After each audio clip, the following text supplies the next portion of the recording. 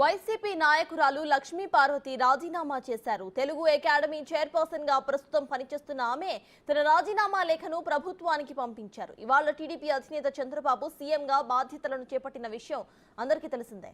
అయితే గత ప్రభుత్వంలో నామినేటెడ్ పదవులు దక్కించుకున్న నేతలు వరుసగా రాజీనామా చేస్తున్నారు. ఇప్పటికే పలువురు నాయకులు రాజీనామా చేశారు.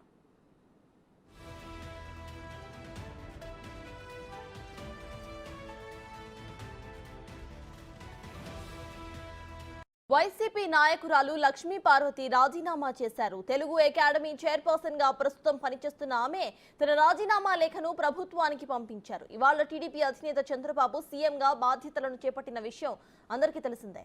అయితే గత ప్రభుత్వంలో నామినేటెడ్ పదవులు దక్కించుకున్న నేతలు వరుసగా రాజీనామా చేస్తున్నారు. ఇప్పటికే పలువురు నాయకులు రాజీనామా చేశారు.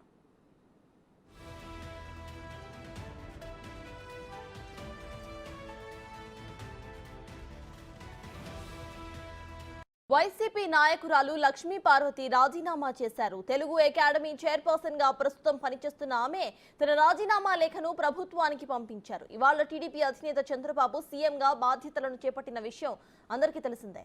అయితే గత ప్రభుత్వంలో నామినేటెడ్ పదవులు దక్కించుకున్న నేతలు వరుసగా రాజీనామా చేస్తున్నారు. ఇప్పటికే పలువురు నాయకులు రాజీనామా చేశారు.